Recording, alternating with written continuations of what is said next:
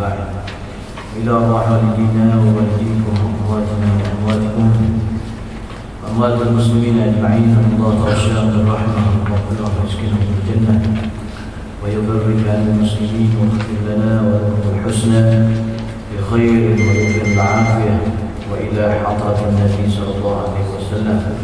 الفاتحة.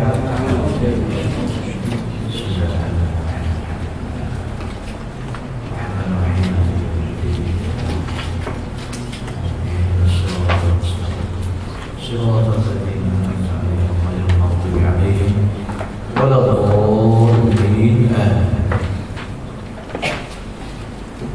أعوذ بالله من الشيطان الرجيم. بسم الله الرحمن الرحيم. الحمد لله رب العالمين والصلاة والسلام على أشرف الأنبياء والمرسلين وعلى آله وصحبه أجمعين. أما بعد. السلام عليكم ورحمة الله وبركاته.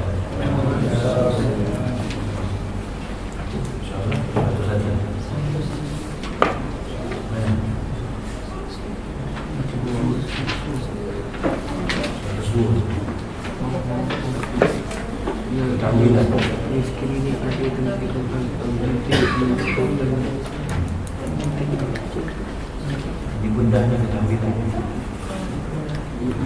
Baik. Ya, qala al-mu'allif rahimahullah ta'ala wa nafa'na bi ulumihi fid dharain amin. Ya, sekiranya anda didatangi oleh syubhat dalam usuluddin yang anda merasa takut nanti ianya akan mencederakan i'tiqad anda, maka ketika itu fardu ain atas anda menyelesaikan syubhat itu sedapat mungkin dengan menggunakan hujjah, dengan membukakan hujjah, percakapan yang memuaskan hati pembawa syubhat. Tuan-tuan dan rahmat Allah Subhanahu wa taala, disebut ya sekiranya anda didatangi oleh syubhat, sebagaimana kita maklum bahawa dalam kita mempelajari ilmu Allah Subhanahu wa taala, contohnya dalam bab ilmu tauhid atau apa-apa sekalipun ilmu, maka ada had-had yang tertentu yang perlu dipelajari. Bagaimana kita maklum berkenaan dengan ilmu tauhid, maka yang perlu kita ketahui antaranya sifat-sifat Allah Subhanahu wa taala. Cukup kita mengetahui bahawa Allah itu siapa, Allah itu bersifat yang bagaimana, apakah sifat mustahil bagi Allah, sifat wajib bagi Allah, dan juga sifat harus bagi Allah. Dan begitu juga ilmu-ilmu yang lain ada had. Cuma sekiranya anda didatangi oleh syubhat dalam usuluddin yang mana menyebut berkenaan dengan syubhat di situ iaitu keraguan, sama ada yang ini atau yang itu, ataupun disebabkan ada dua dalil yang berlawanan, maka terjadinya syubhat, sama ada ianya halal ataupun haram daripada bab hukum syarak, ataupun syubhat daripada sudut tauhid, adakah ini perlu beriktikad dengannya ataupun tidak. Maka sekiranya ada keraguan ketika itu, yang mana kalau kita biarkan keraguan itu, Imam Ghazali menyebut anda merasa takut, yang anda akan merasa takut nanti ianya akan mencederakan i'tiqad anda. Takut-takut i'tiqad kita dalam bab tauhid khususnya, takut i'tiqad kita. Contoh dalam bab i'tiqad banyak fahaman dalam bab i'tiqad. Contohnya ada beberapa fahaman yang mengatakan bahawa fahaman bahawa Allah itu mujassam. Ada yang mengatakan Allah itu berbentuk. Ini i'tiqad yang salah. Allah tidak berbentuk. Allah itu mukhalafatu bil hawadits. Maka ketika itu ada yang mengatakan demikian, yang datang pada kita, dah Allah ini berbentuk. Oh, dia pun bagi dalil tak apa-apa. Ketika itu kita merasa ragu, syubhat. Maka ketika itu bagaimana? Biarkan aja kan? Sebab benda itu tak wajib kita pelajari. Ya, ketika itu sudah mendatangkan keraguan, takut-takut lari i'tiqad kita, wajib kita bertanya dan mempelajari supaya keraguan itu hilang. apa-apa sekalipun. Dalam bab syariat sekiranya pun begitu. Wajib kita mengetahui sama ada ianya boleh ataupun tidak. Maka ketika itu fardu ain, maka ketika itu jadi fardu ain atas anda menyelesaikan syubhat itu. Fardu pada kita jumpa ustaz, jumpa ulama untuk menyelesaikan masalah kita itu, supaya apa yang kita ragu itu hilang. Kerana Nabi SAW bersabda dalam satu hadis, qala Rasulullah SAW, da' ma yaribuka ila ma la yaribuk, fa inna as-sidqa tamanina wa inna al-kadhiba riba. Tinggalkan benda yang meragu-ragukan dan ambillah benda yang tidak diragukan. Sesungguhnya kalau benda itu benar, maka akan datang ketenangan. Kalau kita jelas benda itu, jelas apa yang kita nak faham, maka ia akan datang ketenangan. Wa innal kadhiba riba, dan kiranya itu adalah dusta, maka akan datang keraguan dalam diri kita. Ini nak kena. Dalam Islam ini kita kena jelas. Kadang-kadang dalam bab waswas, seorang waswas wajib ketika itu dia itu belajar untuk menyelesaikan was-wasnya. Contoh, kadang-kadang ada orang yang mandi, contohnya mandi wajib, dia mandi terlalu lama kerana was-was. Dia kena pelajari benda itu. Dia kena faham bahawa air itu mengalir. Dia bukan macam tanah, air mengalir. Kalau kita mandi selesai semua. Tapi hati itu kadang-kadang tak yakin. Ini bukan sebab syubhat, ini hati tak berapa yakin. Itu masalah yang mana kita nak kena betulkan dan perlu berjumpa dengan guru dan selesaikan masalah. Ya. Dengan mengemukakan hujjah, mana nak hilangkan benda syubhat ini dengan mengemukakan hujjah. Bukan yakin gitu aja, kena cari hujjah. Terutama dalam bab ilmu tauhid. Contohnya orang kata, Allah tu ada tak? Ada. Apa dalil Allah tu ada? Al-Quran dan Sunnah. Habis yang alam sekeliling macam mana nak tahu Allah tu ada? Dengan melihat kewujudan alam, maka wujudnya pencipta. Sudah pasti kewujudan alam ini ada pencipta. Siapa penciptanya? Allah Subhanahu wa ta'ala. Sama ada dalil hujjah yang terbagi pada dia. Satu hujjah akli, satu hujjah naqli. Satu hujjah akli, iaitu hujjah, orang panggil hujjah logik akal. Satu lagi hujjah naqli, iaitu hujjah yang dipindahkan, yang diambil daripada Al-Quran dan Sunnah Rasulullah SAW. Contoh, kalau orang kata, apa dalil kata Allah itu satu? Kenapa kamu mengatakan Tuhan itu satu? Maka kita kata, mula-mula kita datangkan dalil naqli. Dalam Al-Quran dan Sunnah menunjukkan Allah itu satu. Qul huwallahu ahad. Apa hujjah akli? Berakal. Kalau sekiranya Tuhan itu lebih daripada satu, maka akan hancurlah bumi dan hancurlah langit. Sebab Tuhan langit lain, Tuhan bumi lain. Bumi tak nak hujan, Tuhan langit nak hujan. Gaduh, tak selesai masalah. Itu hujjah akli. Orang kata Allah mana? Saya tak pernah nampak. Awak pernah nampak akal lah? Tak pernah. Bagaimana awak kata akal tu ada? Ialah melalui petunjuk luaran lah saya boleh buat jadi-jadi. Begitu juga Allah SWT dengan luaran yang ada alam semesta. Ini orang panggil hujjah akli. Kemudian hujjah naqli, senang, mudah kita ambil daripada Al-Quran dan Sunnah. Cuma kalau ada jenis orang yang tak mahu terima, contoh orang non-Muslim, maka kita jawab dengan hujjah akli. Yang ni kena pelajari, bukan sekarang. Sekarang ni kita tak ada ilmu lagi, hujjah akli. Jangan main akal je, nanti terkejak akal. Jangan main-main, nanti dia cakap sesuatu dengan tiar. Ni Imam Ghazali beritahu Rasulullah, silibus ni, Minhaj. Itu nama dia Minhajul Abidin. Silibus orang-orang yang menjadi hamba-hamba Allah. Baik. Tetapi jika tidak menjadi kefarduan kerana belum awas. Maka jadi pesan awas. Maknanya jaga-jaga. Iya. Iya. Iyaka ni ada dua. Satu membawa maksud iyaka, jaga-jagalah engkau. Ada yang membawa maksud juga satunya iyaka, iaitu hanya pada engkau. Dia kena tengok kalimah selepas ni. Kalau seketul aja wa iyaka, bila maksudnya itu bukan macam untuk kau, maknanya jaga-jaga kau. Tapi bila iyyaka na'budu, di situ pula sesungguhnya hanya kepada kau lah kami minta. Dia beza dah. Kalau dia seseorang, maksudnya awas, jaga. Iya.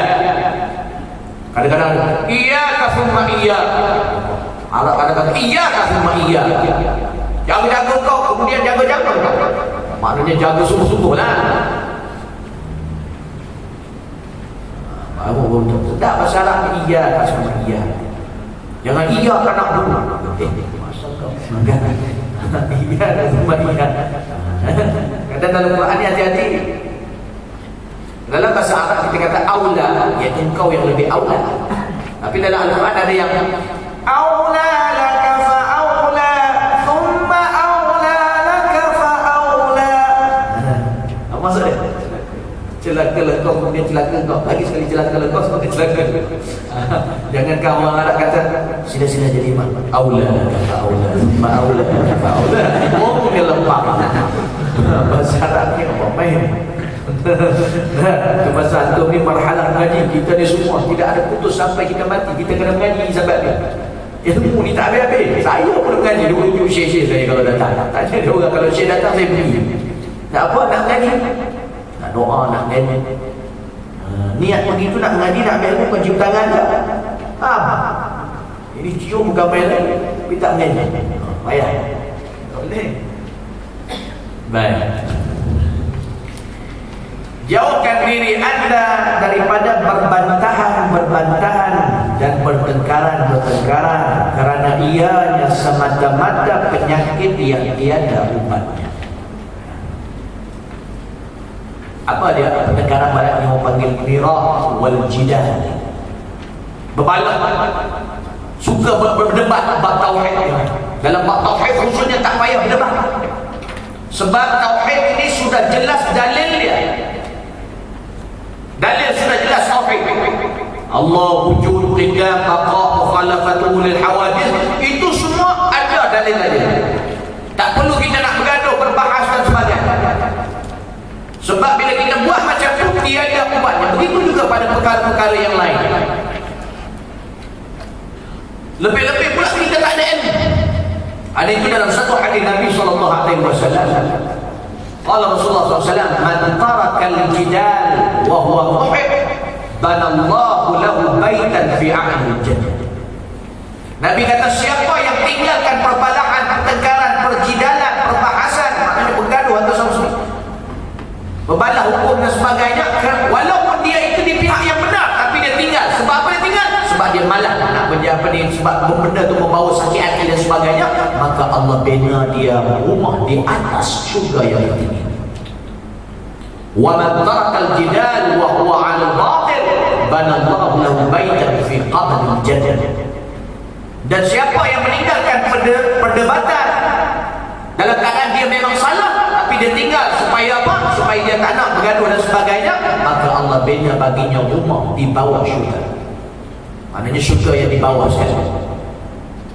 Tak perlu berdebat, tak payah berdebat. Kadang-kadang masalah kita bila berdebat dengan orang jahil, pening kepala. Sebab orang jahil ni kena pula jahil murakab, ini lagi payah.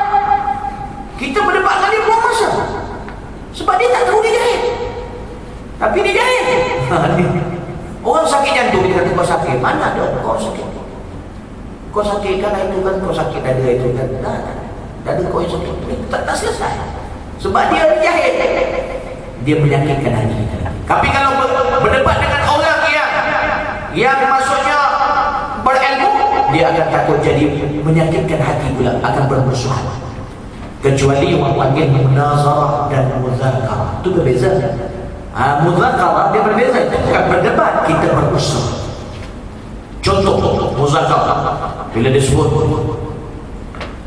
seorang baca qala Rasulullah sallallahu alaihi wasallam, Ra'su dunya ra'su kulli khati'ah. Dunia adalah kepala segala kejahatan. Baik kita buka munazarah, seorang cakap dunia ini adalah yang mana dia datang daripada kalimat duduk ataupun dana. Dia pun syarahkan dunia.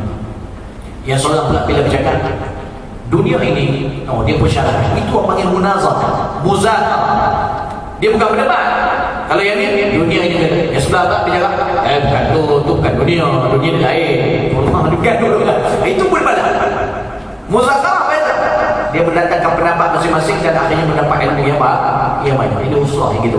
Tapi kalau usulah sudah bergaduh je, itu bukan usulah, itu bukan munazarah. Baik. Apa kadang-kadang benda-benda macam tu macam mendatangkan takabur pada diri. Bila kita menang pula takabur. Anak-anak kalau ada yang nak jadi lawyer, saya dah tak payah. Lebih-lebih zaman sekarang. Sebab apa? Bila jadi lawyer ni, lebih-lebih kalau jadi lawyer ke arah yang menegakkan yang batil, kan orang upah kan? Orang upah nak bagi menang kes, walaupun dia tahu orang tu salah, tapi dia nak duit punya pasal dia menang kan? Duit itu haram, perbuatannya haram, maka berdosa dia. Kalau nak jadi lawyer pun, lawyer jual tanah, jual rumah tu, aku okey lah. Itu pun kadang pun makan suap. Payah. Ya? Baik. Oleh itu peliharakanlah diri anda daripada terjerumus ke dalamnya sekuat tenaga anda.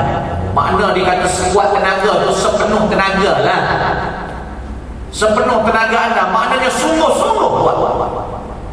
Orang kata-kata apa? Acuh cuba, teratai-tai. Sungguh-sungguh buat. Sekuat tenaga. Kita ni tak kuat lagi.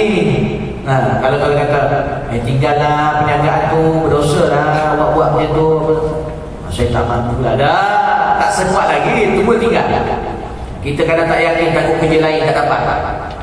Kadang kerja kita tinggal semayang, kerja kita usah tak buat mana sah cari rezeki, dah banyak kerja lain. Berhenti dengan niat yang baik, Allah bagi kerja yang lebih baik. Percaya. Imam cepat, imam lambat. Boleh. Niaga apa ni? Kerja yang paling bagus sekali perniagaan. Perniaga sendiri. Macam-macam boleh jual. Antara ni jual perkhidmatan, insya-Allah. Wa ma min dabatin fil ardi illa 'ala Allahi rizquha. Baik. Maka sesungguhnya sesiapa yang menghayati perbantahan, yang menghayati perbantahan dan memakinya dan memakainya sebagai pakaian dirinya, nescaya dia tidak akan berjaya. Berjaya jadi apa? Menjadi tujuannya, mencapai tujuannya, kecuali Allah Ta'ala melimpah kurnianya dan hidayah kepadanya dengan rahmat dan layanan lemah lembutnya. Yang mana di sini maksudnya apa kita tengok balik? Sesiapa yang menghayati perbantahan dan memakainya sebagai pakaian dirinya, maknanya dia jadikan perbalahan itu sebagai pakaian, nescaya dia tidak akan berjaya. Orang yang menjadikan tabiat dia itu suka berjidal, berbatahan, dia tidak akan berjaya mencapai tujuannya. Yaitu tujuan apa? Kalau dia tak akan dapat mencapai tujuan yang dia nak itu, kemenangan itu, kecuali Allah Ta'ala melimpah kurniakan hidayah kepadanya dengan rahmat dan layanan lemah lembutnya. Ini kalau orang dalam perdebahan dia dah jadi pakaian dia, maka ketika itu dia tidak akan dapat mencapai tujuan dia, sebab benda itu benda tidak baik, kecuali sekiranya Allah Ta'ala nak memberikan kepada dia dengan rahmat Allah dan lemah lembutnya dan kelembutan daripada Allah Subhanahu Wa Taala. Maksudnya kita ni bila sudah berterbiat dengan sesuatu yang tidak baik, maka kita tidak akan berjaya sampai bila-bila, kecuali Allah Subhanahu Wa Taala menunjukkan hidayah kepada kita dengan sebab rahmat Allah dan kelembutannya. Kadang-kadang kita kan, sebab saya baca dalam satu hadis, contohnya orang yang berdusta, dia akan terus berdusta sampai Allah tulis dia berdusta. Maknanya bila Allah tulis dia berdusta, sampai mati dia berdusta. Kecuali rahmat Allah dan kelembutannya, maka dia berubah dirinya daripada berdusta menjadi tidak berdusta. Ini hidayah Allah, kita tak tahu, itu kita tak tahu. Tapi kalau orang sudah bertebiat dengan pembalahan, memang ada. Tuan-tuan mesti pernah jumpa orang kan. Jadi orang bila jumpa dia menang aja. Kalau cepat dia nak menang aja. Oh, ini orang suka berbalah. Mulut dia dah biasa berbalah. Kalau bercakap ada. Walaupun kita cakap itu betul, ada. Saya pernah jumpa orang ni cakap ada. Kadang bila kita kata apa contohnya? Dia kata, alhamdulillah semalam mana ada ceramah satu tempat tu, alhamdulillah. Ramai juga. Mana? Ada tempat sekian. Tak ramai tu. Anak datang itu hari lagi ramai. Kenapa? Dia nak tinggi je. Dia perangai je gitu. Contoh itu kalau di kalangan na'udzubillah lah yang buat ceramah ni. Walaupun dia kata, alhamdulillah anak bawa apa ni, bawa beli kereta. Kita apa beli? Kereta Izora. Izora tak ada. Dia nak apa? Nak menjatuhkan aja. Beli Toyota. Sepatutnya kita sebagai sahabat, bila orang tu beli, Izora tanya, mudah-mudahan dia kereta yang berkat. Tadi orang gembira sikit. Tapi bila dah jadi terbiak, dia suka berbalah. Lepas tu dia dah biasa menang. Bila orang cakap, semua dia tak bagus, dia yang bagus. Kalau kita ikut dia, baru dia bagus. Kalau tak ikut, tak bagus. Ini masalah. Lainlah kalau orang tu mengajak ke arah Allah, petunjuk Allah, kita tak ikut, itu memang tak bagus lah. Ini dalam bab-bab benda-benda luaran, benda harta, benda kehebatan, ini tak boleh. Na'udzubillah. Kecuali Allah ubah dia, akhirnya dia ubah. Ada seorang pelajar masuk mengaji di Mesir. Saya di Mesir, dia belajar dekat sana, mengaji kita dengan saya apa semua, Masya Allah. Lepas tu pergi Yaman. Dia pergi ikut khusus di Yaman. Sampai sana, orang-orang sana, Arafta Fadil, kenal tak Fadil kat sana? Dulu dia kasih, sebab saya best pertama daripada Hadramaut pergi sana. Dia sampai sana tu, Fadil ni dia biasa-biasa je. Dekat sana tak pernah panggil aku Fadil, panggil Ustaz Fadil. Kita pun tak kisah. Cuma Fadil tu biasa je, kawan-kawan je. Dia tahu ni anak-anak datang. Dia ilmu dia biasa-biasa je. Lepas tu kat sana pula, bila mengaji, syekh-syekh yang mengaji, habis dia komplain, syekh tu kurang tu, syekh kat Mesir lagi bagus. Yang aku datang sini apa? Dia dah berperangan dia. Memang daripada sana. Kecuali dengan kelembutan dan rahmat Allah, mudah-mudahan dia berubah. Ini contoh-contoh. Mungkin tidak boleh masuk, kita tak tahu. Mungkin kita lebih tunggu lagi, nanti akan datang. Na'udzubillah. Tapi ini antara benda-benda yang kita khawatir. Bila dah jadi terbiak, maka ia terus menjadi terbiak tanpa kita sedar. Nampak? Kali itu kita ni bila nak meninggal, bila kita meninggal, kita biasanya akan bertutur dengan yang biasa kita berterbiak dengannya. Kalau kita ketika hidup, kita langgar, terjatuh, Allah subhanallah, buka pintu bismillahirrahmanirrahim, naik kereta subhanallah, sakhalat hada wa kunna lahu mubinu ila ila rabbina qalibun. Biasa dengan zikir, kita mati, mudah kita mengucap zikir juga, syahadu an la ilaha illallah anna Muhammadur Rasulullah. Tapi kalau kat dunia, mulut kita dia cakap, kita tak faham apa banyak. Mati nanti tuan-tuan, dia banyak keluar yang itu.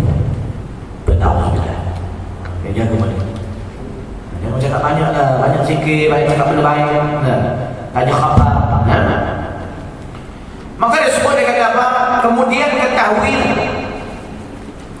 bahawasanya apabila ada pada setiap negeri seorang pendakwah daripada para pendakwah ahli sunnah yang berkebolehan menghuraikan syubhat dan menolak ahlul bid'ah, serta dia mampu bersendirian dengan ilmu kalam ini tanpa bantuan pendakwah lain, dan lagi dia dapat menjernihkan segala hati ahli hak daripada was-was ahli bid'ah, maka sesungguhnya sudah gugurlah kefarduan daripada orang lainnya. Ini dia.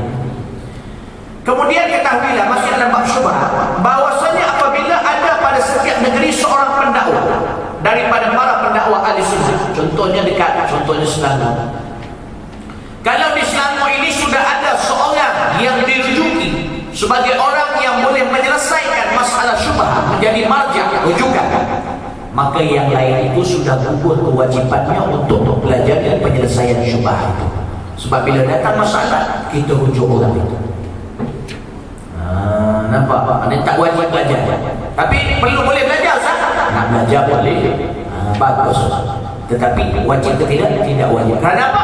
Kerana sudah ada ahli di situ yang mengetahui, yang boleh menjawab soalan. Kita kat Malaysia ni syarat ni banyak lagi, alhamdulillah. Nah, ni pula ni yang lain-lain ni semua jisuk, sok jadi ulama besar. Amin. Itu jadi rujukan, marja. Sebab ilmu ni di sisi Allah, ilmu tak ada sini. Ilmu di sisi Allah, di sini ni sebab ilmu. Kita ambil sebab tu sungguh-sungguh, Allah bagi lah. Nah, itu pasal orang pergi Mesir, orang pergi UIA, UKM, belajar benda yang sama, ambil ilmu wahyu. Tapi bila keluar-keluar, ada yang betul-betul wahyu semua dia dapat, ada yang dah lain macam punya wahyu. Sebab Nabi kata wahyu ada dua, wahyu daripada Allah, wahyu daripada syaitan. Nampak? Iaitu pesanan syaitan. Jaga oleh-oleh. Ya? Maka dia sebut di situ kalau ada sudah cukup. Berkebolehan menghuraikan syubhat dan menolak ahlul bid'ah. Ahlul bid'ah yang i'tiqad pelik-pelik, yang mengatakan Allah ini mujassamah berbentuk, lepas tu berkata Allah itu turun daripada aras macam kita turun daripada mimbar. Ini ada puak-puak yang mengatakan Allah turun daripada aras macam kita turun daripada mimbar. Oh, tak boleh. Bid'ah betul. Golongan-golongan kadang-kadang Wahabi dan sebagainya, kalau boleh cuba jauhi. Sebab apa? Bid'ah yang dilakukan dalam bab i'tiqad dan tauhid kepada Allah Subhanahu Wa Taala. Bila dia cakap jatuh bahaya, sebab orang akan nampak bahawa Allah tu lebih kurang kita je. Baik. Serta dia mampu sendirian dengan ilmu kalam ini, ilmu kalam, ilmu tauhidnya dia panggil ilmu kalam tu. Sama ada ilmu tauhid ataupun ilmu kalam. Ini tanpa bantuan pendakwa lain, dan lagi dia dapat menjernihkan segala hati ahli haq daripada waswas. Dan dia ini mampu, pendakwa lain tak bantu tak apa, dia mampu, dia seorang sudah cukup. Dan lagi dia dapat menjernihkan segala hati ahli haq daripada waswas. Dia boleh bersihkan waswas orang daripada waswas ahli bid'ah. Maka sesungguhnya sudah gugurlah kefarduan daripada orang lain. Maka yang lain tak payah. Tapi zaman kita ni tak dapat seorang yang betul-betul power, tak ada. Kerana itu perlu ramai. Kerana itu tidak ada majlis syura, mufti-mufti duduk mesyuarat bincang berkenaan dengan hukum. Dalam bab hukum tauhid, Allah wujud, qiddah, baqa, mukhalafatu lil hawadith. Allah tu di mana? Di mana dan sebagainya. Bertempat atau tidak? Ada dalam bab tauhid ni, kita jangan terlalu banyak tanya sebab takut mendatangkan kewas-wasan kita. Cukup kita dengan yang basic. Baik. Begitu juga anda tidak diwajibkan mengetahui ilmu sir. Begitu juga kampus kita ni tidak diwajibkan mengetahui ilmu sir. Ilmu sir ni apa? Ilmu tasawuf ataupun ilmu batin. Maknanya tak wajib kita mengetahui ilmu-ilmu batin yang halus-halus, yang detail-detail, dan semua keterangan mendalam tentang keajaiban hati. Tak payah. Ustaz, saya baru belajar, dia orang kata hati itu nak ada qalbun. Dalam qalbun itu ada fawaid, ada fuad. Fuad itu pula beribu-ribu. Dah, tak payah. Kau tak payah mengaji benda tu tak payah. Yang halus-halus tu tak payah. Itu maksud saya pun, kadang-kadang kan hati kita kan ada tak tengok hadis Nabi yang bila dia berjumpa Allah, dia kata aku ikhlas ya Allah pada kau ya Allah. Allah kata tidak, aku tetap mengetahui kau buat itu bukan kerana. Itu dalam hati dia ada lautan salah pisang, orang panggil fuad. Dalam tu bila-bila kau kasih fuad tu rupanya kerana orang lain, kerana bukan kerana Allah. Nampak? Tapi yang tu tak payah belajar. Kita dah faham hati, ikhlas dan syukur usul. Sesungguh-sungguh tak payah keajaiban hati. Duk kaji-kaji. Tak payah. Itu tidak wajib. Melainkan sebab hati memang ada keajaiban, miracle, kelebihan hati. Ya.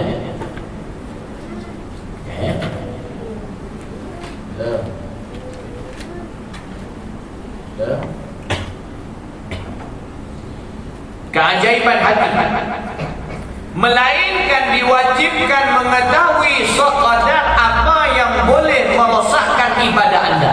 Cukup kita kena tahu saja hati kita kalau masuk sesuatu boleh rosakkan ibadah. Setiap benda yang masuk dalam hati merosakkan ibadah, itu wajib kita belajar dan wajib halang benda tu masuk dalam hati kita. Ni faham? Dia kata apa? Melainkan diwajibkan, maka wajib anda mengetahui supaya anda menjauhinya. Sebab apa? Hati ni lah yang Allah nak tengok di hari akhirat nanti. Dia Allah tak tengok yang lain. Allah tengok hati dan amalan kita buat. Kalau hati kita kan, itu Allah sebut dalam Quran apa dia? Yaumul la yanfa'u malun wala banun illa man atallaha biqalbin salim. Hari yang tak ada manfaat kepada anak-anak dan juga harta benda kecuali yang datang bertemu Allah dengan hati yang sejahtera. Ini kita dapat pelajaran. Esok lusa Allah bagi satu lagi pemberian, iaitu apa? Maghfirah. Maka berisian hati dengan taubat kepada Allah SWT. Dan benda ni jangan tangguh-tangguh. Sebab Allah sebut dalam Quran, wasari'u ila maghfiratin min rabbikum. Bersegeralah, ni Allah kata, bersegeralah kamu ke arah mendapatkan pengampunan daripada Tuhan kamu. Sebab kalau tangguh, dia batalkan. Ustaz, saya selalu istighfar astagfirullah. Kau faham tak apa yang disebut astagfirullah? Sembuh Allah tak faham. Dia tak ada kat hati. Dia zikir dia kata kat mulut. Dia kalau kat mulut dia nak usbilah, kita takut dia lebih kepada ke arah dan jadi munafik. Hati dah bukan. Bila istighfar tu duduk, berada, duduk pegang tasbih contohnya, atau tak pegang tasbih tapi duduk menghadap kiblat. Astagfirullahaladzim. Dalam hati katakan pengisyafat, ya Allah ampunkan dosa, ampunkan dosa, ampunkan dosa, ampunkan dosa. Ini baru berikut.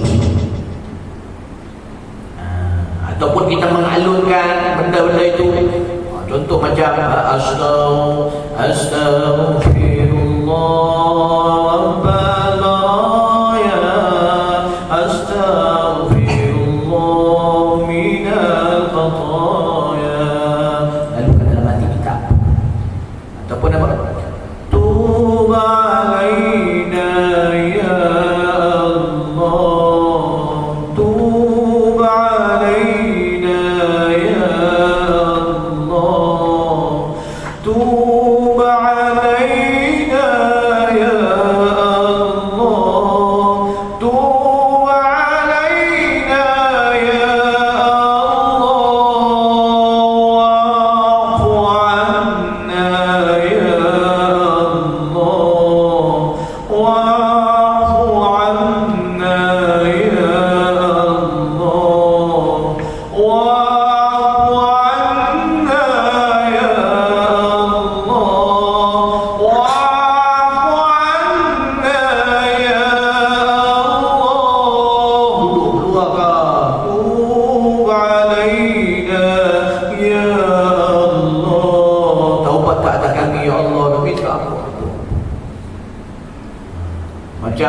Adawiyah lari ke atas, dia mengalunkan, tak minta aku meluahkan.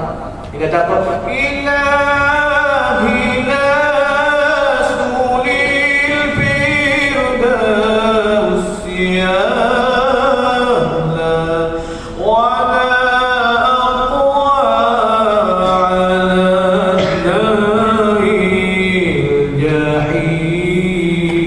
Dia faham makna tu. Dia kata aku ni tak layak ya Allah untuk syurga-Mu ya Allah. Lepas tu dia beritahu berkenaan dia minta ampun pada Allah Subhanahu Wa Taala. Dia mengaku bahawa dia tak layak, tapi dia hamba yang terlalu minta Allah ampunkan dosa. Ini betul. Bersih lagi boleh. Boleh buat insya-Allah Ini bulan Ramadan ni. Memang Allah bagi rahmat, memang Allah bagi maghfirah, memang Allah bagi pembebasan neraka. Allah memang bagi. Tapi tak semua dapat. Kita pula bila Allah dah campakkan, kita kena sambut. Cara nak sambut tu nak kena ngaji. Kadang orang tak ngerti cara sambut. Betul, kalau orang tak pandai tak boleh sambut. Orang balik bola, kita masuk budak-budak tu boleh sambut. Saya ingat jatuh kan. Balik lagi jatuh lagi. Tak pandai sambut. Kita ajar dia sampai dia pandai sambut. Dalam rahmat Allah, maghfirah Allah, kena belajar macam mana nak sambut. Baik. Maka dia sebut di sini, dia kata apa?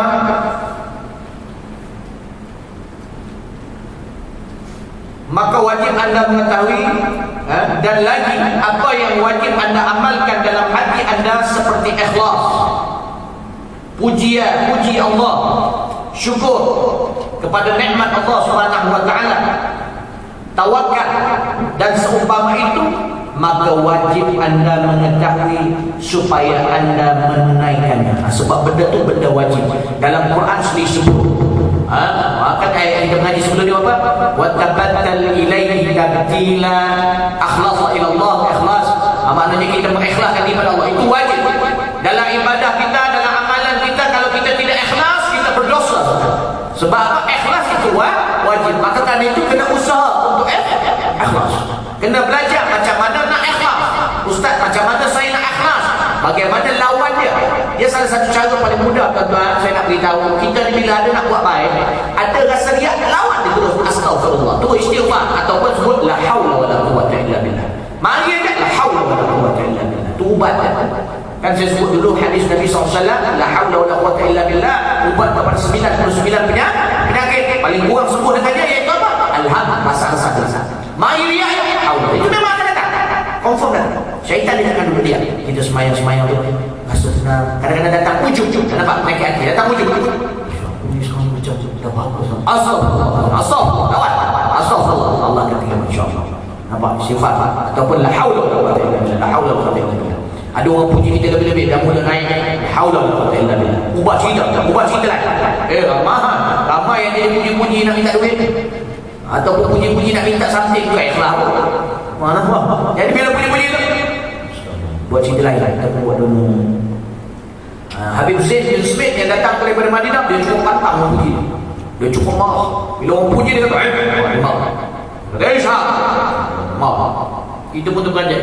Puji dia tak suka. Nampak? Sebab takut datang riak pada dia. Baik. Maka dia kata apa? Tawakal. Contohnya tawakal maksudnya apa? Bersandar pada Allah. Setelah kita merasakan satu benda, tawakal pada Allah. Kita dah siapkan barang-barang untuk berniaga. Patut tawakal, ya Allah, aku nak pergi ke medan perniagaan sekarang ini, aku bertawakal padamu ya Allah. Semua telah aku usahakan, mudah-mudahan kau murahkan rezeki. Dah. Dapat sikit, alhamdulillah. Dapat banyak, alhamdulillah. Nampak? Itu orang panggil tawakal. Wajib.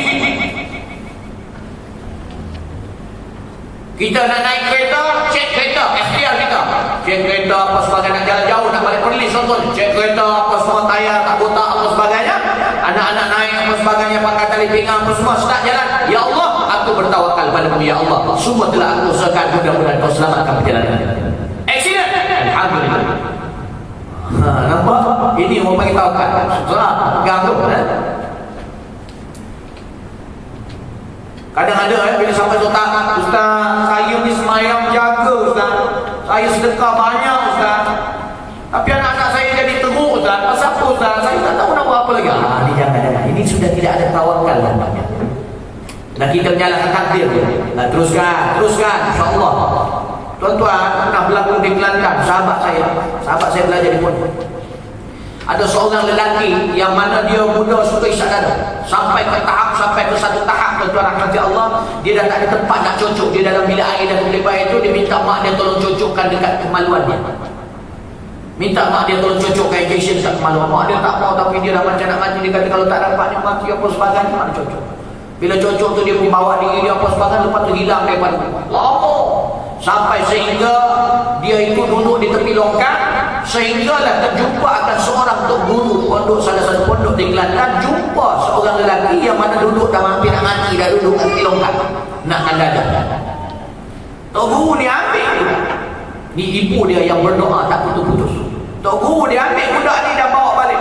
Masa tu bila dia dah sedar sikit, dia nak tahu apa sebab tok guru tu taruh dia, mandikan dia, dia buat macam-macam lah dia. Sehingga sampai satu masa dia semakin baik. Akhirnya bila dah baik, belajar dengan tok guru. Kemudian tok guru nampak dia menjadi semakin rajin, memang benar-benar berubah dengan izin Allah dan doa tok guru itu. Maka akhirnya dia berikan satu kedai untuk dia belajar berniaga di situ, dan dia berniaga. Dan akhirnya tok guru tengok baiknya dia. Akhirnya dia berkahwin dengan anak tok guru itu. Dan bila dia balik ke rumah, mak dia melelehkan air mata cukup bersyukur pada Allah di doa. Kita tak tahu Allah boleh bantu. Siapa kita nak tentukan kehidupan orang? Siapa kita nak tentukan dia itu macam mana akhirat? Tuan-tuan yang dirahmati Allah Subhanahu Wa Taala, cuma kita hanya boleh memberi panduan semampu yang boleh, kemudian kita tawakal pada Allah. Mudah-mudahan akhir mereka itu baik. Seorang ibu nasihat sehingga anak tak mau mendengar dan lain, kita bertawakal, ya Allah, aku dah jalankan tugasku, minta tak beri petunjuk di luar sana. Mudah-mudahan dia dapat petunjuk di sana. Yang boleh-boleh ya. Maka dia kata apa? Ikhlas, syukur ni nak kena faham. Qanaah, rasa puas hati, itu syukur. Apa maksud syukur? Syarful abdi bima an'amahu Allah Ta'ala minan ni'ami fima khuliqa li ajli. Tanda syukur maksudnya apa? Menggunakan apa yang diberikan oleh Allah daripada nikmatnya kepada sesuatu perkara yang dijadikan nikmat itu untuk perkara tersebut. Maka dijadikan untuk apa? Melihat kebesaran Allah, menyuruh jalan dan sebagainya. Itu tanda syukur. Kalau kita kata alhamdulillah aku ada mata, tidak cukup syukur.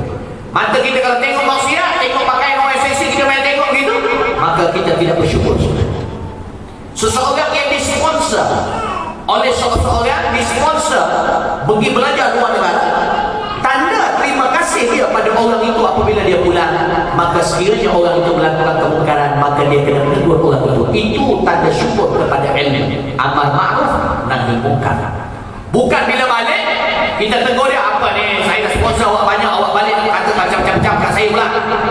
Kalau jadi saya siap, itu tanda terima kasih. Itu bukan tanda terima kasih. Itu sebenarnya tanda tak syukur. Kalau kita sayang orang yang bantu kita, maka kita tegur dia.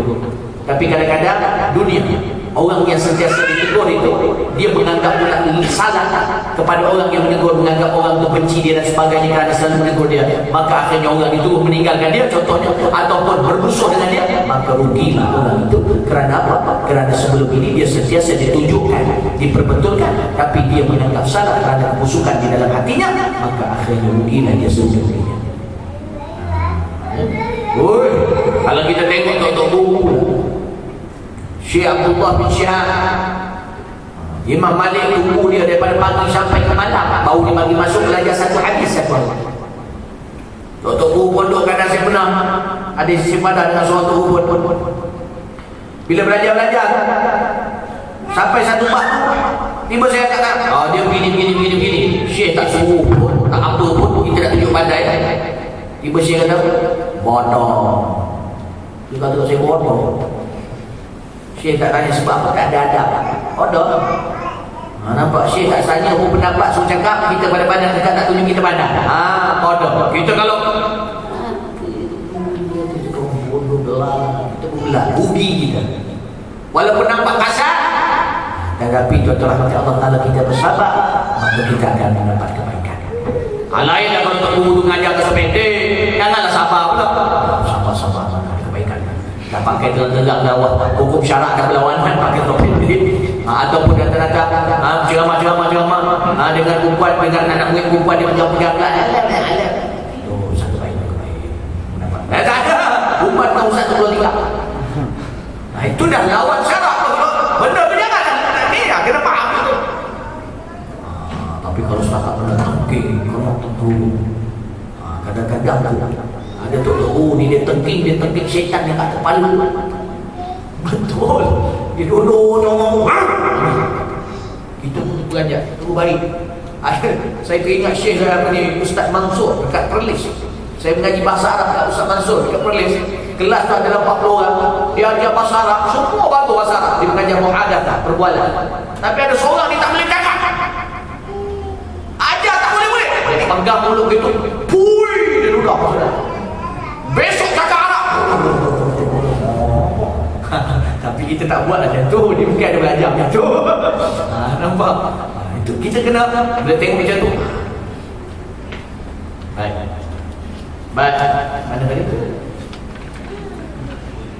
Syukur, tawakal dan seumpama itu, maka wajib anda mengetahui supaya anda menunaikannya, dan anda pun selainnya maka tidak wajib anda mengetahui. Jadi cari yang wajib dulu, jangan dalam kamu.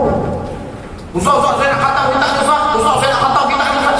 Satu ambil basic dulu. Itu melompat aja tangga kan tersilap kan, terpelihot jatuh patah kaki je. Ini masalah. Jadi pening, faham silap. Cikit naik. Ini tak sombong, nak naik cepat naik. Tapi kalau bersyukur tak apa. Tengok ustaz lapar je. Ustaz ni saya baca-baca, saya tak berapa faham apa maksud ustaz. Jadi. Masih lagi. Syekh Nuruddin, dia kalau anak murid dia ikut sekali pergi pengajian, dia tak buang masa, dia asyik tanya je dalam kereta pada Syekh Nuruddin. Kecuali bila tengok Syekh Nuruddin dalam kereta, bila Syekh tanya ke Syekh Nuruddin macam lambat jawab, ikut dia. Sebab apa? Dalam adab bila Syekh tengah malal tu apa? Tengah boring atau tengah bosan. Bukan bosan, maknanya tengah letih. Jangan banyak tanya, dia letih. Tapi keluar tanya. Ni kadang guru dalam kereta tak tanya-tanya. Mana mau tanya? Guru lah dia tanya dia. Terbalik. Mana kat mana-mana kita jumpa, banyakkan bertanya. Demikian lagi anda tidak wajib mengetahui segala bab ilmu fiqh. Semua bab ilmu fiqh tak perlu. Tak semua perlu wajib. Daripada jual beli, sewa menyewa, perkahwinan, talak dan hukum-hukumnya, jenayah, kerana itu semua adalah fardu kifayah. Kecuali bila wajib pada kita. Contohnya bila nak nikah, sebab kita tahu asas-asas nikah. Maksudnya nak bersyukurnya bagaimana, yang halalnya bagaimana, melalui bagaimana, akad nikah macam mana. Ini kadang bila tak memahami benda tu jadi susah. Kadang akak saja aku terima nikah pulana binti pulan dengan mas kawinnya sekian tunai. Jam. Kalau nampak orang tu tersasul dan 5-6 kali tersasul, tak payahlah lagi suruh baca yang itu. Buat yang biasa aja. Aku terima nikah pulana binti pulan dengan mas kawin yang tersebut. Ada. Anda jadi pendek sikit. Tak apa hati juga tersasul lagi. Dah tuliskan kat dia, letak depan dia. Kan lepas aku cakap pun baca dia. Aku nikahkan kau dengan pulana binti pulan dengan mas kawinnya sekian tunai. Pun senyap juga. Tak nampak lah. Rupanya buta huruf rupanya. Talqin kan dia. Okey, ni saja aku nikahkan kau dengan bulan dengan mas kawinnya sekian tunai. Ikut. Aku terima. Nikah. Bulan binti bulan dengan mas kawinnya. RM40 tunai. Jangan sah. Sah. Ada kena talqin. Maknanya talqin tu imam sebutkan untuk dia. Itu biasanya last sekali bila dah teruk sangat kita buat dia. Itu confirm lah. Ini dah lah kawan tu dah tak ngaji, lepas tu nak jawab akad nikah siap pakai mic kat tengah tempat. Ustaz, kenapa kita nak bagi semua orang? Saksikan 2 orang aja yang nak dengar sampai 1000 Ustaz. Kadang dia gabak, tak pernah pakai mic, nikah pakai mic. Kamu geletor sejuk tangan. Tok Imam pula baru jadi pengakad nikah. Tok Imam pula yang ada sejuk. Dia pun tersasul. Macam berlaku pada ada adik saya ni, datang baru jadi pengangkat nikah, tapi action. Dia tengok pula yang datang semua serba. Adik saya dengan serban, semua serba Yaman. Saya serba Yaman. Abang saya Ustaz Sun. Dia dah semua ulama-ulama lah ni. Action. Okey. Aku nikah kali ni. Adik punya apa? Okey, balik kita kata macam mana ni? Tak betul ni. Apa tak betul pula? Saya ikut semua. Tak, sebelah tu kan ada wali yang sebenar. Dah ambil wakil ke belum? Wali nak nikahkan sendiri. Iaitu bapa isteri. Saya terlupa. Saya kata, nak wakil kan? Tak ada, saya tak ada punya nak wakil. Saya nak nikahkan. Tiba tu imam terus. Tiba ustaz terus. Ya minta maaf. Allah hina terus di depan. Nampak? Belagak sangat, Allah jatuhkan terus depan orang. Sebab apa? Wali yang sebenar kalau bapa tu nak buat sendiri, dia yang lebih layak. Kita tak boleh paksa dia wakilkan pada kita. Ini dah action sangat teguh je nikah macam anak dia pula. Ini masalah. Saya nikah dengan orang kat Perlis, kat Mesir. Saya bila cerita orang, Ustaz nikah macam senang je. Betul ke cara Ustaz nikah ni? Betul lah. Aku ambil wakil dulu. Bapak dia telefon, Ustaz, saya Muhammad sekian-sekian mewakil walikan kepada Ustaz untuk menikahkan anak perempuan saya dengan Pulan binti Pulan. Saya sebagai saya Muhammad menerima wakil wali menaikkan gini sampai habis, ada saksi dengar, pakai lagi macam ada gambar tu nampak depan. Dah dapat wakil wali, barulah saya nikahkan. Budak perempuan tu dah macam anak saya. Kita bercakap angkah, tapi sana bahasa Arab nikah. Angkah tuka wa zawaj suka binta muwakili fulan binti fulan bil mahri kadza wa kadza ala sunnatillah wa rasulih. Ya kawan, sebab qabil tu nikah bil mahri mazkur. Nampak dia jawab tu paling senang tu. Nampak? Nikah ni senang je, tapi bila tak ada ilmu jadi susah. Jadi payah. Nya kat mana tak tahu nak letak. Tapi tak apalah, itu kira mudah lagi lah sekarang ni. Baik. Dia sebut baru ni ceramah Maiz ke apa, saya tegur benda-benda ni. Kadang tu macam baru ni ceramah baru Maiz Jumaat, tegur bab zakat, penerangan bab zakat apa sebagainya. Ya, sahabat-sahabat tak ada duit banyak situ. Kadang bukan kita nak berbangga ke apa, tapi kita kadang risau. Main taklid gitu je tanpa ada ilmu. Baik. Bab ilmu fiqh, jual beli tak wajib. Tapi kalau kita berniaga, kena tahu sikit yang macam mana halal. Bila kita jual beli, dia ada akdul murabahah, akad untung rugi, akad untung. Maksudnya jual beli yang dibenarkan macam mana? Kita beli pensil harga 20 sen, kita jual harga RM1. Boleh. Itu sah. Itu jual beli orang pakai akdul murabahah. Yang tak boleh macam mana? Riba. Yang tu nak kena tahu sikit-sikit macam mana riba. Itu riba hutang ada. Kemudiannya rishwah dalam perniagaan.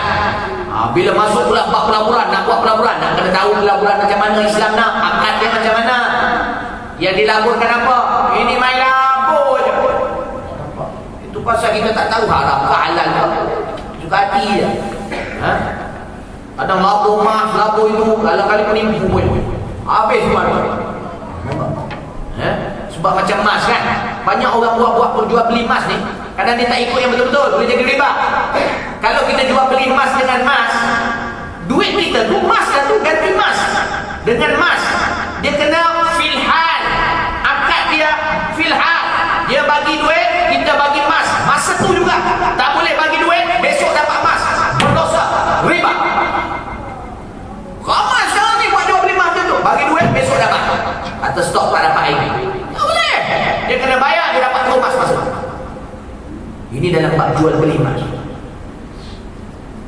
Nampak? Benda-benda filhal, akad dia pun filhal, tak boleh tangguh dan sebagainya. Ini sekarang banyak ejen-ejen emas lah. Mana dia? Mana lagi? Talak. Bab perkahwinan, talak. Kau tak kahwin lagi tak payahlah belajar bab talak.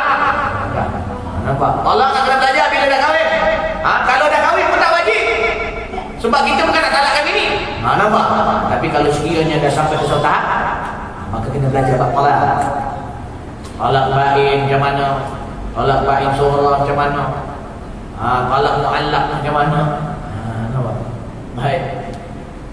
Dan hukum-hukum jenayah. Kerana itu semua adalah fardu kifayah. Kita tak perlu belajar lagi. Kalau ada yang dah tahu, kita boleh rujuk pada dia. Contohnya kita ada mufti, kita ada tempat rujukan. Kalau kita tidak belajar pun tidak mengapa. Bila datang masalah, pergilah merujuk kepada mereka. Maka insya-Allah akan selesai masalah. Baik. Tapi kadang ramai kita bila dah berniaga betul dah banyak, pergilah tanya ustaz, betul ke buat ni? Kuasa betul lah. Kan tanya ustaz macam-macam pula, tak betul lah. Ada seorang telefon saya semua, bagus. Bila tak betul je dia tinggal. Tak betul je dia tinggal. Bagus tak? Sampai sekarang. Saya kata awak ni apa? Sebenarnya saya tanya. Awak saya tanya semua berhenti awak ni apa? Tak tahu lah ustaz, tapi alhamdulillah rezeki ada ustaz. Saya tak buat ni. Ada rezeki. Dan jual nasi lemak kadang apa. Kadang dia kata dia nak ambil minyak dekat. Ustaz, saya nak ambil minyak. Saya nak ambil minyak kat Brunei ustaz. Saya buat perniagaan macam ni. Saya beli kereta Brunei. Lepas tu saya isi banyak-banyak minyak Brunei. Minyak Brunei murah. Lepas tu saya masuk Malaysia. Saya keluarkan minyak daripada kereta saya tu, masuk ke kereta orang. Saya jual sekian harga lebih murah daripada minyak. Boleh tak bisa? Itu dalam bab masalah lain pula. Itu dalam bab tak boleh. Kenapa ustaz? Ini kan mahal sekarang Malaysia sekarang. Ya, tapi al-muslimun, Nabi kata apa? Al-muslimuna ala syurutihim. Orang-orang Islam itu mesti di atas undang-undang, selagi mana undang-undang itu berpandukan Al-Quran, berpandukan syariat. Jadi kalau kamu buat macam itu akan menjatuhkan ekonomi negara. Bila menjatuhkan ekonomi negara, dah lah ekonomi negara sekarang ni pun dah semakin jatuh. Kau buat macam tu lagi jatuh, maka tidak boleh. Tak boleh Ustaz? Tak boleh. Untung banyaknya Ustaz. Ustaz buat pun bagus ni. Aku tak nak ajak aku pula. Apa benda sekarang? Ada di Shah Alam datang bawa geran tanah. Kami bersoal, Ustaz, ni geran tanah kami tengah rebut. Kami tengah rebut, saya ni keturunan raja, tapi saya bawa sikit. Jadi kita orang tengah rebut nak bagi kepada keturunan raja tanah-tanah ni. Jadi mudah-mudahan saya dapat. Ustaz tolong doakan. Oh, saya ingat awak sakit. Awak ingat sakit aku ubat. Dan ni nak minta Ustaz tolong jampi-jampi sikit Ustaz, supaya belah sana pun pakai jin kuat. Ingat aku tak awak. So balik. Ustaz, kalau saya dapat ni, saya bagi Ustaz sikit. Balik. Rosak bawa ni. Aku tak nampak sebab besar. Kau dah tak peduli. Macam-macam. Itu pasal saya berhenti buat. Memang tak buat. Sehingga umur saya 40 lebih. Baru saya berubat. Saya berhenti. Saya mengaji bab berubat banyak. Kepada Syekh Abdul Aziz Batra. Tuan Guru Haji Hashim. Tuan Guru Haji Hashim. Bukan Tuan Guru Haji Hashim masih tumbuh. Dia sekali di Sarawak. Ustaz Hashim dia panggil. Syekh Abdul Aziz Batra. Mengubah itu, mengubah cara-cara tak kenal itu, tapi berhenti disebabkan banyak dugaan dan saya masih muda. Datang orang macam-macam. Macam-macam yang datang Ustaz dah kahwin. Ilah nak berubah. Bukannya aku dah kahwin belum. Berat. Ada yang lebih teruk lah, tak payah cerita. Tu berhenti. Lepas tu gangguan duit. Bila mengubat ni kadang-kadang benda dia jadi bawa kepada penipuan. Lepas tu kadang bila berdialog dengan jin, jadi penipu banyak. Dia cakap dia dah keluar penat lau borak dengan dia. Hati-hati. Baik, berbalik pada apa yang disebut kata. Mana?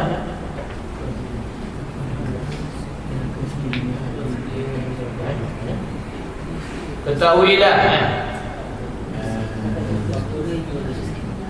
Ya. Maka sekiranya anda berkata, inilah kadar batasan kefarduan ilmu tauhid, tetapi adakah ia akan terhasil dengan hanya berfikir seseorang itu tanpa berguru? Maka sekiranya anda berkata, oh ini je kadar yang fardu aku mengaji ilmu tauhid, tapi adakah terhasil kalau aku baca sendiri aja, aku fikir seseorang atau aku kena buku? Ketahuilah, sesungguhnya guru itu adalah pembuka jalan. Ibu kata apa? Sesungguhnya guru itu pembuka jalan. Walaupun banyak buku nak boleh baca sendiri, boleh faham sendiri, nampak basic sangat nak yang wajib Ustaz. Tak boleh, sebab guru itu pembuka jalan dan pemudah yang payah. Kalau jumpa kesukaran, maka dia yang memudahkan. Oleh itu dalam pencapaian ilmu terlebih mudah dan terlebih senang apabila bersamanya bimbingan guru, yakni bimbingan guru. Namun pun demikian Allah Ta'ala dengan kelimpahannya langsung ilmu kepada sesiapa yang dikehendaki daripada hamba-hambanya, maka ketika itu adalah guru mereka itu Allah Subhanahu Wa Ta'ala juga. Ada ketika pula Allah boleh mampu dia bagi tanpa guru. Itulah maknanya bila ketika itu berlaku, Allah lah gurunya. Itulah ilmu ladunni wa 'allamnahu min ladunna ilma. Maknanya min ladunna, kami ajarkan kepadanya ilmu yang daripada sisi kami. Maknanya terus daripada Allah kepada hamba. Ini tak mustahil, tapi jangan dengan perasaan cepat no. Benda ni nak dapat perlukan orang yang soleh, bertakwa, maka dia akan dibantu Allah. Kadang-kadang dia bermimpi, setiap malam bermimpi Rasulullah, dan Rasulullah syaitan tidak boleh berjumpa dengannya dengan dia mengaku Rasulullah. Maka banyak yang bermimpi Rasulullah setiap malam dan Rasulullah mengajar dia ilmu-ilmu. Ini kelebihan. Saya di Yaman tu banyak syekh-syekh yang mana dia mimpi Rasulullah ajar. Dan apabila bertemu dengan syekh-syekh besar bila dengar dia menerangkan hadis itu, syekh-syekh besar terpelajar. Kerana apa?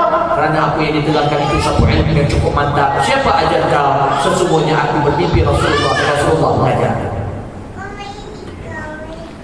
Boleh, tapi kena bersih betul hati. Kena besar.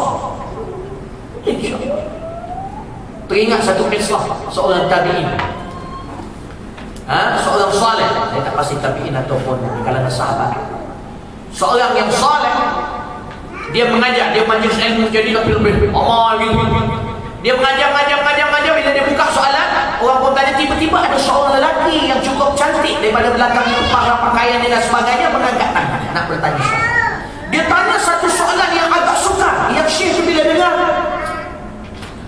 aku tidak mendapat jawapan, besok aku akan sampaikan jawapan. Maka syekh ini balik dan menuju dalam kitab dan usaha semua berdoa pada Allah, maka tidak dapat jawapan. Malam itu dia tidur dan dia bermimpi Rasulullah SAW, dan Rasulullah ajarkan jawapan. Besok dengan hati yang gembira dia datang majlis pengajian. Dia pun bertanya, di manakah orang yang bertanyakan aku soalan? Maka orang itu pun mengangkat tangan. Maka dia pun beritahu jawapan. Orang itu tersenyum dan orang itu kata apa? Shalla ala man 'allamaka hadzal 'ilm. Selawatlah pada orang yang telah mengajar kau ilmu itu. Rupanya yang datang itu adalah malaikatullah. Nampak ujian kepada seorang orang yang saleh, yang syekh. Nak tengok bila ditanya dia reti, dia jawab ke, memang jawab ke, dia cakap dia tak tahu. Subhanallah. Jadi benda ni banyak berlaku di Yaman tu, banyak wali-wali Allah yang mana mereka belajar dengan Rasulullah. Tapi sebenarnya semuanya belajar berguru daripada Rasulullah sampailah mereka. Dan bila ada sesuatu masalah, mereka merujuk pada Rasulullah melalui mimpi Rasulullah SAW. Dan hadis-hadis tentang mimpi Rasulullah itu sangat jelas. Maka mudah-mudahan kita sebelum kita mati, pokoknya sekali kita dapat bermimpi Rasulullah SAW, insyaAllah. Sebab Nabi kata, Rasulullah SAW, man ra'ani fil manam wajabat lahu syafa'ati. Siapa yang mimpi aku dalam tidur, dia confirm bagi dia syafaat, wajib bagi dia syafaat. Man ra'ani fil manam sayarani yaqadhan. Nabi kata, siapa yang nampak aku dalam tidur, maka dia akan nampak aku dalam jaga. Dan jumhur mengatakan maksud nampak dalam jaga iaitu berjumpa Nabi di akhirat secara langsung dengan Rasulullah SAW. Maka tuan-tuan, mohon tak doa kepada Allah, mudah-mudahan kita bermimpi Rasulullah SAW, insyaAllah. Jadi tuan-tuan, setakat itu saja untuk hari ini. InsyaAllah kita jumpa pada minggu hadapan, pada hari yang sama, hari Ahad, untuk bulan puasa ni, bulan Ahad. Maka untuk lebih diberkati dan dirahmati Allah, sudah.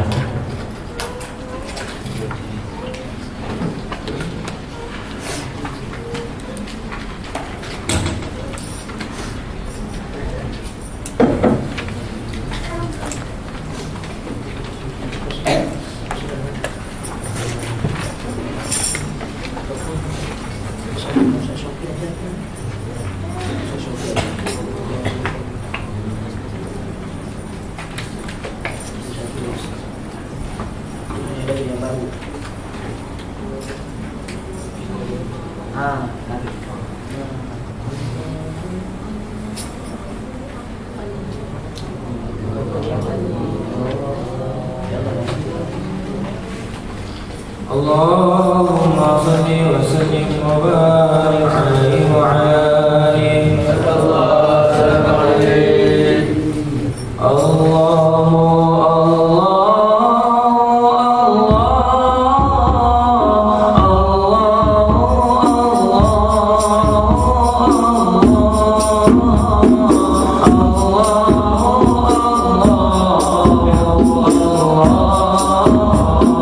Ya Rabbi ya Khalil Rabbi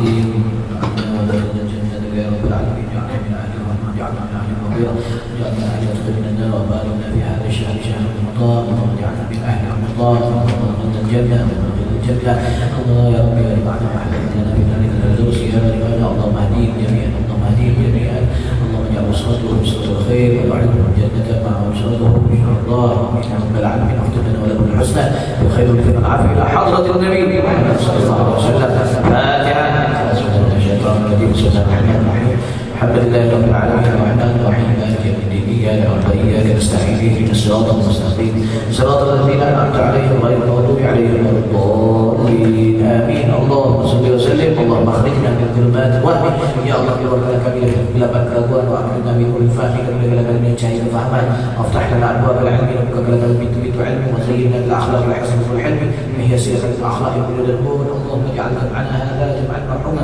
يا الله جميع كنا كم يكون برحمتك وتفضلنا من بعدك فرحا معصوما لا تنسانا بسم خير وسلم تجادل بمعصيتك وكرم رحمتك يا ارحم الراحمين وصلى الله على سيدنا محمد وعلى اله وصحبه اجمعين الحمد لله. Tentu yang baik daripada Allah, yang baik itu juga hakikatnya daripada Allah. Ya Ustaz Ali Zaid ini minta maaf secara kasih bahasa. Wabillahi taufiq wal hidayah. Assalamualaikum warahmatullahi wabarakatuh.